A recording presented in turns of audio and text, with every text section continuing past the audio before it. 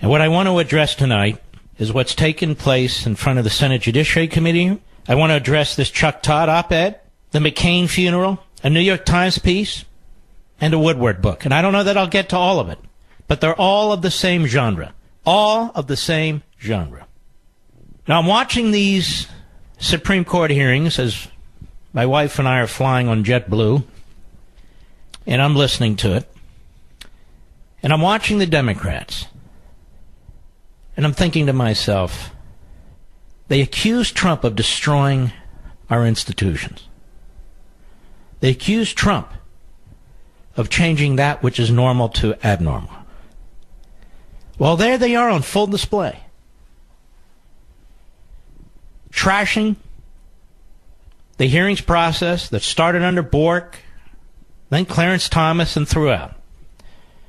First, they wanted to filibuster justices. Then they didn't want to filibuster justices. Same with judges. The ends justify the means. Kavanaugh's not controversial. He may even wind up to be a relative activist justice, for all I know. But it doesn't matter. It doesn't matter. But I have questions for some liberals, so Mr. Call Screener, keep a couple lines open for the left, will you please? Exactly how would you interpret the Constitution? I'm watching these clowns, these fools on the Democrat side, go on and on about following judicial precedent. But if we followed judicial precedent, the Dred Scott decision would still be in place, upholding slavery. By the way, a Democrat position, with a Democrat Supreme Court, a Democrat Chief Justice, Taney. If we follow judicial precedent, Plessy versus Ferguson, separate but equal is equal, would still be the law of the land. It took Brown versus Board of Education 58 years later or so to reverse it. If we followed Supreme Court precedent, the rounding up of Japanese Americans and Americans of Japanese descent and sending them into the interior of the country in internment camps by Franklin Roosevelt would still be the law of the land. And I could go on and on and on. The Supreme Court has some good decisions. The Supreme Court has some bad decisions. It is the Constitution that must be complied with. And yet, when you get constitutionalists, people who believe in the text and looking at original intent, they are attacked as supporting dirty air and dirty water, as opposing women and equal rights, as not having compassion. In other words, as I've said over and over and over again, as I wrote in my very first book, Men in Black, for the progressive statist, the Supreme Court is where the action is. Why is the Supreme Court where the action is? Because all they need is 5 members to dictate their agenda. And that's exactly what's going on. They'll let the constitutionalists have maybe 3 seats, potentially 4, but never 5. Then they call a right-wing court that hates women and hates minorities and so forth and so on. It is the Democrat Party that has politicized this entire process. Do you know when William O. Douglas was nominated, the longest-serving justice, as I recall, I believe he was questioned for about 3 hours. That was it. And before William O. Douglas, nominees did not even appear before the Senate Judiciary Committee. Their papers were filed. But the Supreme Court has become so powerful, so political, so activist, so in many ways post-constitutional, that these battles take place. But I've got to understand from the left, how do you interpret the Constitution? How do you interpret the Constitution, especially given the fact that your heroes, Woodrow Wilson, among others, the founders of the modern-day progressive movement, reject the Constitution. They reject separation of powers. They reject limited government. They reject balance of powers. They reject federalism. They attack the Constitution. And herein lies the problem, ladies and gentlemen. For the progressive statists, how can they support upholding the Constitution when they reject the Constitution? They throw the name around. They demand that their policies and their ideas be enshrined in the Constitution. But they don't support the Constitution. Over and over again, they tell us the Constitution was written and ratified by slaveholders, that our very founding is illegitimate. They say, read the Constitution. There's slavery in there. Well, of course there's not. And they're never put to the test. They're never put to the test. A justice should follow judicial precedent when that judicial precedent is legitimate. Now, what does that mean? Legitimate in that it embraces the Constitution. If there was an activist court and they ruled a certain way or a particular way on a matter that does not embrace our Constitution, then it's not a legitimate precedent, like Dred Scott, like Plessy versus Ferguson, like Korematsu, and on and on. Then I hear these Democrats on the Senate Judiciary Committee give their laundry list of the progressive political agenda. And if you don't support it, they're not going to vote for you. But that's not the job of a justice. The job of a justice is to try and take the facts, look at the case, look at the parties, and do a constitutional analysis. That doesn't mean all constitutionalists will come to the same result. There were times when Clarence Thomas and Antonin Scalia disagreed, but they followed the process. They embraced the process. But that's not what the progressive statists do. There's no reason why the Supreme Court should have nationalized the issue of prayer. There's no reason why the Supreme Court should nationalize the issue, any social issue. There's no reason why the Supreme Court should have nationalized the issue of abortion. Society evolves or devolves. These are political issues. These are social issues. These are cultural issues. They're not constitutional issues for the most part. They are what I call constitutionalized, so the activists on the Supreme Court can get their hands on them and nationalize a policy and impose it on the rest of the nation. There are three branches of government. The weakest was supposed to be the judiciary. Now it's the most powerful. But what bothered me most about the hearings today wasn't even any of that. The Democrats on the committee telling us that this democracy faces grave threats because of the President of the United States. Grave threats. Our institutions have never been threatened. Not like this. All through the McCain week-long memorial, seemed like 10 years worth. Same thing. Trump threatens our democracy, our civility. Same thing. Now the Woodwork book. Trump is a dunce. Trump is scary. Trump is this. Trump is that. The entire institution of Washington and the elites, in every platform they can, in any forum possible, trying to convince you that Donald Trump is a threat to the fabric of this nation. Now, let's try and set some of this record straight. Whether you agree with Trump on everything or not is quite beside the point. It wasn't Trump who rounded up Japanese Americans and put them in internment camps. It was their great hero, Franklin Roosevelt. It wasn't Trump who tried to pack the Supreme Court by adding, 6 additional justices. That was their great hero, Franklin Roosevelt. Oh, and they're very, very supportive of Jeff Sessions now. President of the United States is threatening Jeff Sessions. Threatening him to do his dirty work.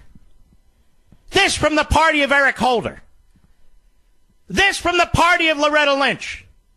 This from the party of Janet Reno. And I could go on and on and on. And I remember, as Chief of Staff to Attorney General Edward Meese in the Reagan administration, we didn't get any lectures about stand strong, Department of Justice. Stand strong. No, it was Meese must resign. Daily attacks on the Department of Justice, day in and day out, and day in and day out. Oh, and you can't attack the Supreme Court. You can't attack the justices. The left does it all the time. All the time. To listen to this is so disgusting. They don't have enough documents, they say, ladies and gentlemen. Did you listen to these Democrats? Do they read much, actually? Even the questions they asked are written for them by staffers. They're looking down at their paper for their bullet points. They're looking down at their paper from their orders from Chuck Schumer. They want more documents, they say. They've already announced that they're going to oppose Kavanaugh. Half of them wouldn't meet with Kavanaugh. But they want more documents, they say. Except, of course, when it came to the IRS. Then they didn't want to know anything. Except when it comes to Benghazi. Then they didn't want to know anything. Except when it comes to the FBI interfering in our election. They don't want documents. They don't want to know anything. But Kavanaugh, they want to know all about Kavanaugh when he was serving as secretary to President George W. Bush. You know what the job of secretary to George W. Bush is? It's a paper pusher. Paper pusher. They see the Supreme Court as their Politburo. And they intend to protect the majority. If you understand the progressives and what they've written and what I wrote about them in Rediscovering Americanism, you know this is exactly what they wanted to create. An iron-fisted court at the top of the heap, more powerful than the other branches. Where the elitists out of the Ivy League schools, they told us this, will be able to impose their will on this unruly country, this big unruly country. Screw the separation of powers in all the branches and so forth. Whether we win elections, they said, or lose elections, we will be able to advance the agenda. So the question is, for the left, how do you interpret the Constitution? Oh, it's living and breathing. Really? How many of you have signed living and breathing contracts? How many of you have living and breathing mortgages? How many of you have living and breathing car loans? And we're talking here about the law of the land. It's people who are living and breathing. That's why the framers created a limited document. Government isn't supposed to be ubiquitous. It's supposed to be the opposite. It's supposed to be the opposite. How can it be 9 justices that one justice, creating a majority of 5, can determine what a fundamental right is? One justice can determine what a fundamental right is. And the entirety of the civil society has no recourse. None. Is that what the Constitution says? No, it doesn't say that. Do you believe that the men who fought the revolution in this country would have created such an oligarchy? They didn't. Do you believe that the ratifiers in the states would have said, yes, let's ratify this Constitution so the Supreme Court can tell the states what to do whenever the Supreme Court decides? Of course they didn't. This is why they fight the way they fight.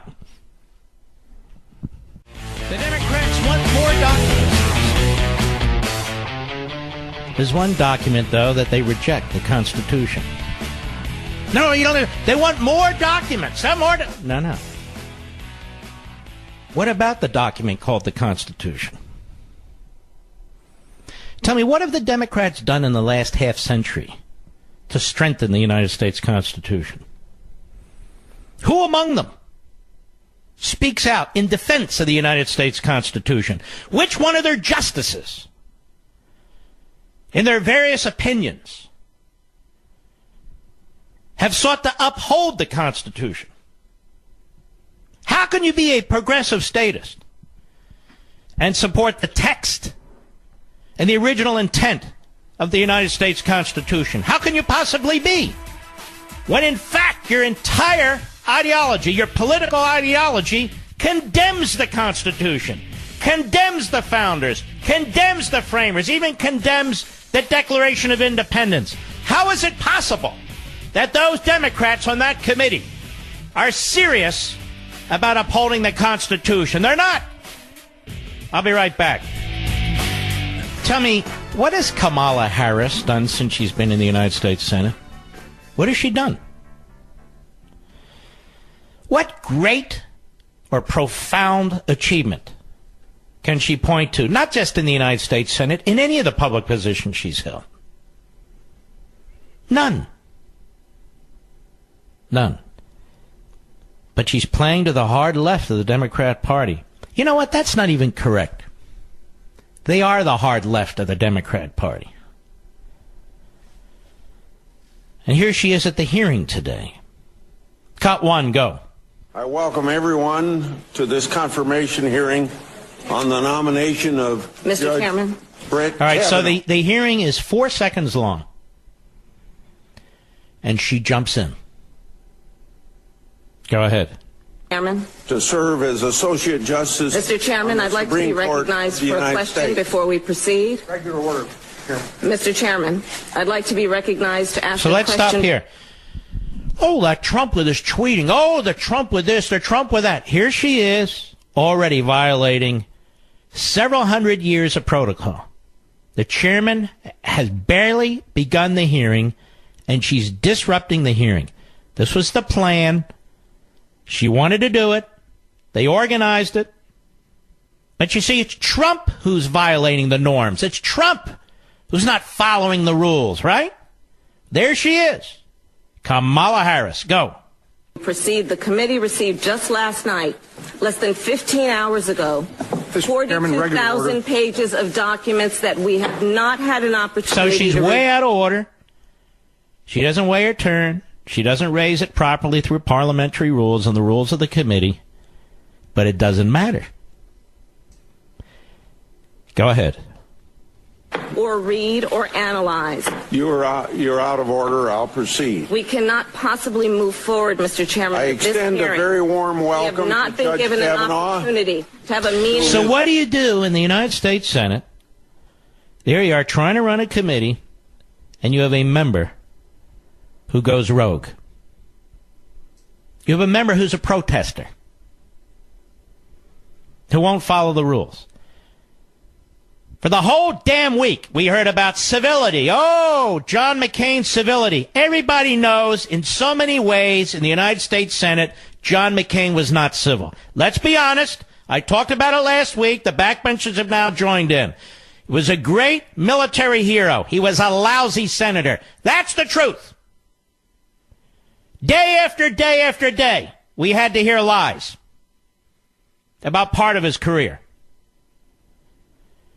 And now we see Kamala Harris. Look what she's doing. Very uncivil. Violating the rules, breaking the norms, but that's okay. Protest by the left, even by a senator, is fine. President tweets, oh, that's way out of order. He's not doing the norm, he's breaking the rules. All day long during these hearings, the Democrats were breaking the rules. Didn't matter. Go ahead. Ashley, nominee. their two daughters. Mr. Chairman, Their I extended agree with my family and colleague, friends. Senator Oh, Harris. and then I think that's Klobuchar, whatever the hell she calls herself. She jumps in. Oh, I agree. Now, they already organized this, as you'll see in a moment. I agree with my colleague. I really do. Go ahead. We received 42,000 documents that we haven't been everyone able else joining to review us last today. night, and we believe this hearing should be postponed.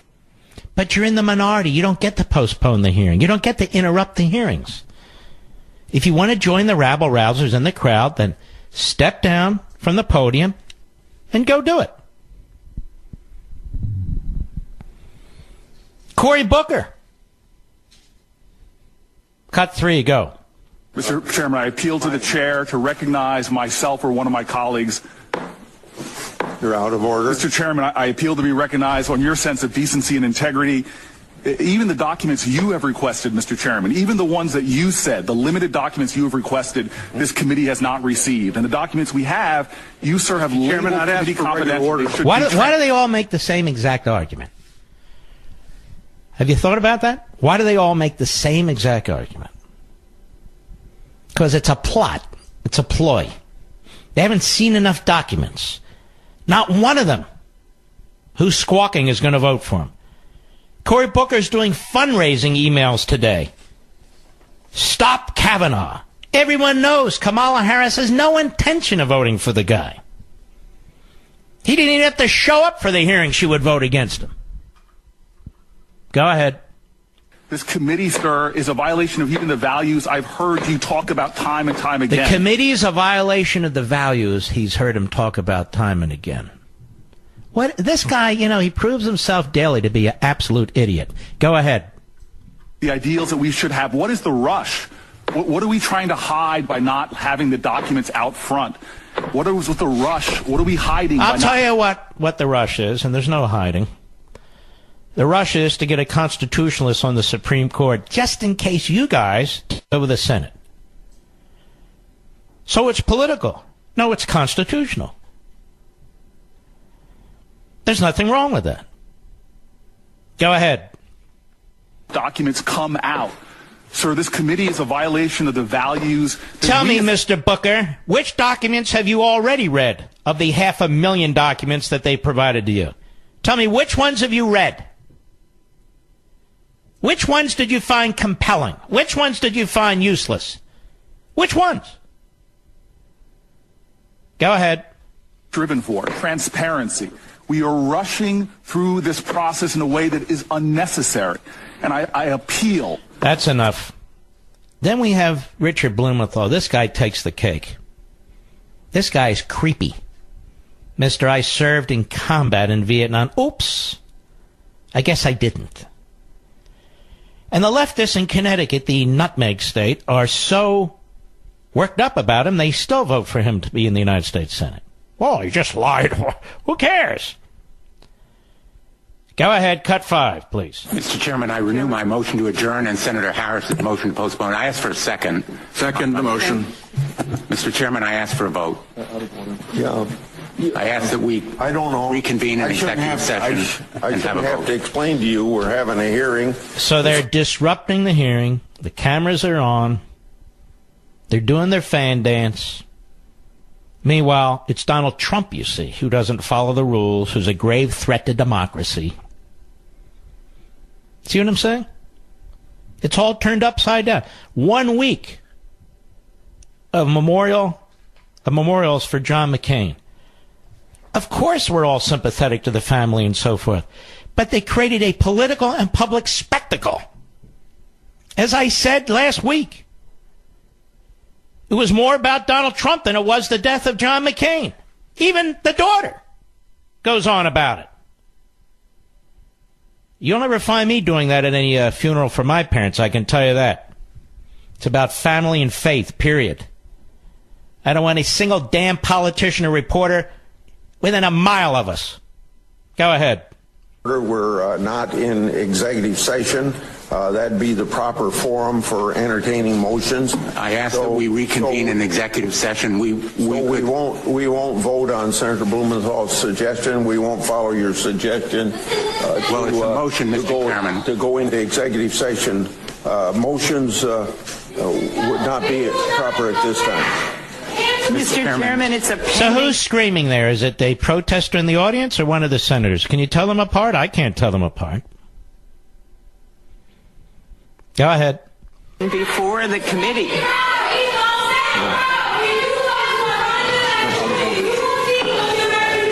So you see, this is what the Democrats want. They want everybody at each other's throats.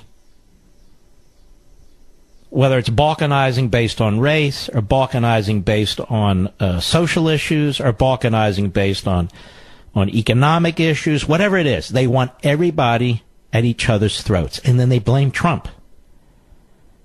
They blame Trump. The media blame Trump for creating this environment. You know, I thought about this today. I was on the plane with my wife, Donald Trump. Donald Trump shows up at the first debate. And at this point, I was backing Cruz, by the way. Donald Trump shows up at the first Republican debate. Is he asked a legitimate question? Is he asked a policy question? Is he treated with respect? No. Megyn Kelly jumps right in. You said this about Rosie O'Donnell, and you said this about Rosie O'Donnell. So from the get-go, when the race began, when the first shot was fired in the air for the race to begin, it was, let's trash this guy. And that's the way it's been ever since. Nothing he does is reported. Nothing he does in sense of positive policy advances is reported. The economy's chugging along. There's been great progress made in rebuilding our military. Great progress made with the courts. Of course, the left hates that. And trying to secure our southern border. Great progress made in the Middle East and other parts of the world. But you don't hear about it. Instead, you're told he's this grave threat to our democracy by the very people who are undermining a Senate hearing for a Supreme Court justice. Go ahead. Mr. Chairman, if there is no vote on this motion, which has been properly seconded and which could be given a vote in executive session, this process will be all right, when we come back, and we will, the Democrat plot is revealed by Senator Tillis of North Carolina. And Dick Durbin has to confess. Here we go. Senator Tillis and then Senator Durbin at the Senate Judiciary Committee today. Cut 6, go. Mr. Chairman, I'm confused because I heard earlier that this was a reaction to the document releases last night, but I'm reviewing a tweet from NBC that said Democrats plotted coordinated protest strategy over the holiday weekend, all agreed to disrupt and protest the hearing, sources tell me. And subsequent Dem leader Chuck Schumer led a phone call, and committee members are executing now. So I just want to be clear. None of the members on this committee participated in that phone call or that strategy before the documents were released yesterday. Are you suggesting that this allegation is false? This is outrageous. Yeah, Senator Durbin. Hold on. Did you hear Kamala Harris? I believe it was. Oh, this is outrageous. This is outrageous. That senator dared to question what we're doing here. This is outrageous. In other words, it's a cabal. They're uprooting the decorum of the Senate, the rules that have been in place, the way things are done. You thought that was Trump. The Democrats, the leftists, that is, the progressive statists, do this every waking day. They disrupt the norm. They disrupt customs. They disrupt traditions. They disrupt our enshrined principles. That's what they do. That's why they exist. So when Trump fights back, or Ted Cruz fights back, or any conservative fights back, all of a sudden, there's something freakish about you. Go ahead. There was a phone conference yesterday, and I can tell you at the time of the phone conference, many issues were raised. One of the issues was the fact that over 100,000 documents related to Judge Kavanaugh have been characterized by the chairman of the committee as committee confidential. Now, let me tell you why a lot of these documents are committee confidential. Ladies and gentlemen, let me tell you why other documents haven't been turned over. And it is interesting. These are the same Democrats that when the Republicans are trying to get information out of the FBI, information out of the Department of Justice, information out of our intelligence agencies for interfering in our election, the Democrats defend the departments and the agencies. against transparency. The reason why so much of this material isn't revealed is because when you are, and he was, counsel to the president for a period of time, that is a privilege that a president and a counsel have, one with the other. Executive privilege, and in some instances, attorney-client privilege. It is a privilege. Presidents have had that privilege from day one. Otherwise, no president can ever get counsel from his or her counsel if Congress has the right to get it. So it's a separation of powers issue. Hello, separation of powers issue. So while these demagogic frauds are barking and screaming and yelling about the Constitution, at every turn they seek to eviscerate the Constitution.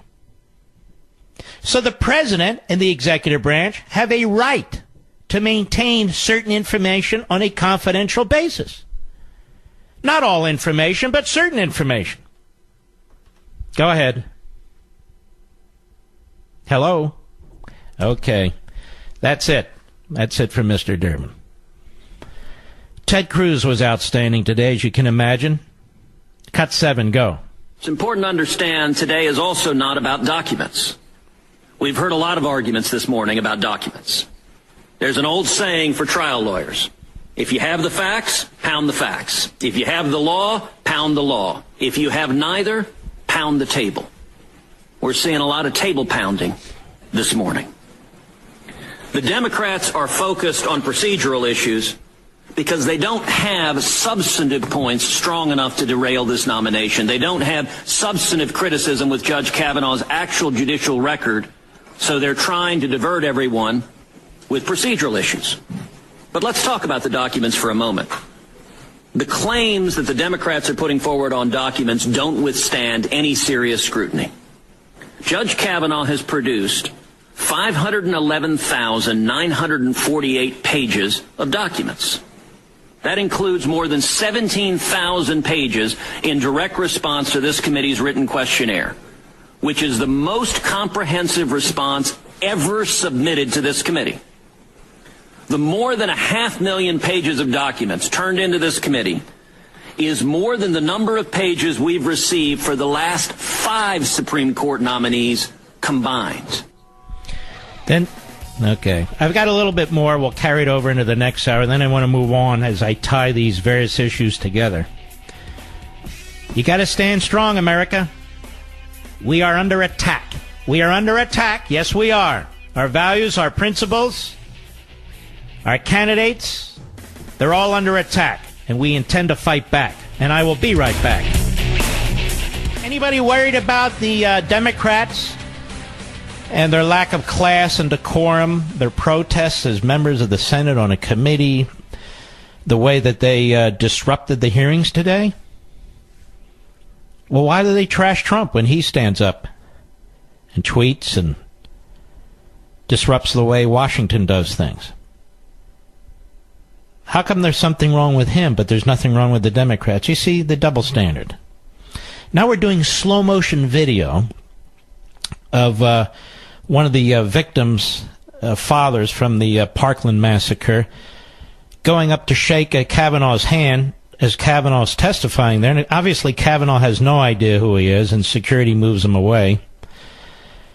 I don't know, folks. Seems like a very dangerous atmosphere in that committee room where people can just walk up to the Supreme Court nominee and conduct themselves this way. All right, a couple more, and then we're going to move along. Here is Anderson. Well, let's do it this way. Chuck Schumer at the West Indian Parade in Brooklyn, New York yesterday. I want you to listen to this because I want you to keep something in mind. It really is Chuck Schumer, Ted Kennedy, and Joe Biden who've destroyed the hearing process generally and the judicial hearing process altogether. Those are the three stooges. They destroyed it. So to hear Joe Biden going on and on about civility during one of the many seemed like infinite John McCain events is really incredible. Civility? So many lies were told during these memorial events. So many lies were told by so many liars during these memorial events. Chuck Schumer, listen carefully, talking to, some guy who comes up to him. Really, we don't know who it is. So remember, this is yesterday in New York and Brooklyn at a parade. Cut 12, go. When y'all going to impeach Trump? Sooner the better. Sooner the better. That's not answering the question. Got to get a few Republicans. We're trying. We're both. Democrats are on your side. Hey, when you going to impeach him? Meaning Trump. The sooner the better. The sooner the better. That's not a question. That's not answering the question. Well, we got to get a few Republicans. The Democrats are on your side. There he is, Chucky Schmucky Sleazeball Schumer. Anderson Cooper on CNN yesterday. To Norman Eisen, former Obama White House ethics czar. These are leftists talking to each other. This is the great a golden era of the media. Cut 14, go. Also, it's not to be minimized. He's feeling the heat from multiple investigations closing in. And this is not just about these two early allies of his. It's also about him. He wants to delegitimize the whole system because another thing I write about, democracy is more powerful than this. Oh, great, another author. Another genius. Hey. As like I write about, he wants to delegitimize the Obama guy. Delegitimize the whole shit. Now it's Obama, his IRS that goes after the Tea Party, right? It's Obama. It's his senior FBI officials who go after Trump. It's Obama, his senior intelligence officials and White House officials who unmask American citizens. It's Obama and Hillary, who put a phony application into the FISA court to secure a warrant. Hey, but he wants to delegitimize. Shut up, you idiot. Go ahead. And it's coming for Donald Trump, so he's pushing back. You really believe that, though, that the institutions are stronger than or strong enough to resist this kind of thing from the President of the United States? Oh, what a Cooper. You really believe that, though? The institutions are strong enough to resist this kind of thing from the President of the United States? They listen, folks. American history is full of presidents who've done a hell of a lot more than Donald Trump ever thought about. A hell of a lot more than Donald Trump ever thought about. And most of them are Democrat presidents. The stuff that John Kennedy did and Robert Kennedy, the stuff that LBJ did, the stuff that Franklin Roosevelt did, officially and unofficially, incredible. But they paint Trump like he's just so way, oh my God, he's way out there. This unbelievable outlier. Oh, look how he tweets. Oh my God, he tweets. He's not having an affair with an intern, is he? No, he didn't have an affair with an East German spy, did he? No. As president, no. He wasn't working with the mob, was he, when he was? No. Somebody else, but we can't go there. Can't go there. Camelot. Don't go there. Or LBJ, who out-womanized Kennedy. What did you say? That's the Great Society. Oh, sorry. Or what about Barack Milhouse Benito Obama and his unconstitutional act? Hey, it's for the people, for the little guy. And don't criticize him. You're not allowed to criticize him. Fundamental transformation and everything else. Boy, our system has been so thoroughly corrupted by this progressive status ideology. It's just unbelievable. The reporters are the mouthpieces for it. They're the mouthpieces for progressivism. Hello, everybody. Mark Levin here. Our number 877-381-3811. 877-381-3811. Even the analysis of what went on today in the Senate Judiciary Committee, the language is not correct. It's like a political campaign. If Kavanaugh should succeed in being confirmed, that would move the court to the right. What does that mean? It doesn't move the court to the right. The Constitution, it's the constitutional system. I don't understand. Move the court to the right. We seek constitutionalists. It's not a political ideology. Or move it to the left or move it to the right. No. There is a Constitution. And then there isn't a Constitution. The debate needs to be made properly. The arguments need to be made the right way. It's not a question of moving the court to the right, like some political event. It's a matter of selecting individuals, confirming individuals who become justices who will follow the Constitution. So it's pro-Constitution or anti-Constitution. And this is what I keep saying. Oh, you don't understand. I've been a commentator for 35 years in this town. I don't care. So you're not moving it to the right. That's New York Times pablum. Right, Chuck Todd, during the golden age of journalism? I just want to make sure. Mark, why do you keep using the golden age of journalism? Because Jake Tapper said it's the golden age of journalism, so he must be right. I have to assume he's right. All right. Let's see who's out there who wants to speak on what issue. Let us go to Jeremy, Chicago, Illinois, on the Mark Levin app. How are you? Hello? Hello. Hi, I think he just answered my call. Yes, he did. Go right ahead. Okay. Yeah, but I just want to talk about, first of all, thanks for taking my call. You're welcome. And I found it like a lot very interesting that, the liberals and the media, like the further we get into the presidency, the more radical, the more desperate they get in trying to take down and thwart the presidency. And I thought it was very interesting, like the whole double standard thing you're talking about. I thought it was very interesting, and I just kind of wanted to underscore that point. Well, Jeremy, let me ask you a question. There you have the Democrats, to a man and woman on the Senate Judiciary Committee, throwing tradition out the window, throwing class out the window, trying to sabotage the hearings, and all we hear is that Donald Trump doesn't play by the rules.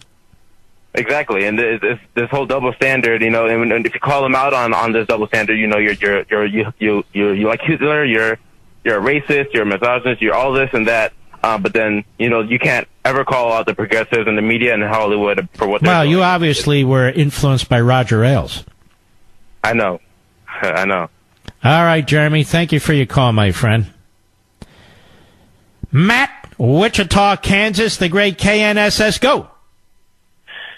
Mark, it's a pleasure to talk to you. I kind of echo the sentiments of the last caller. I'm a stay-at-home dad. My wife and I own a small business, which happens to be a liquor store in Newton, Kansas. We do not quite $3 million a year. I'm a stay-at-home dad. That has nothing really to do with it, other than the fact that I get to hear a lot of this Kavanaugh crap. I get to hear a lot of the Fox News stuff. I stay home. He's going to preschool now. I'm very fortunate for that. And you hear this, and no one that I know, literally, agrees with it. Like they're mad about it. Like, what are these people talking about? And the more you talk to them, they get angry and they want to vote even more for Trump nominees. Well, let's hope that happens. I mean, I'm hoping. Let's continue, shall we? Frank, Raleigh, North Carolina, the great WEEB. Go. Hello, Mark. Last time we spoke, Frank, I just gave you a big intro. Are you still there? Or did you fall asleep? I'm still here. Is Frank there, Mr. Producer? I'm still here, sir. I guess not. I can't even hear Mr. Producer. How about Kathy in Bend, Oregon? Kathy, are you there? I am here. All right, Rich, I'm not hearing anything in my headphones. Yeah, something that we have a technical problem is what we have. Because I can't hear a thing in my headphones, and I don't know why. All right. There's a piece in the New York Times. It's called, "What's the Point of the Supreme Court?"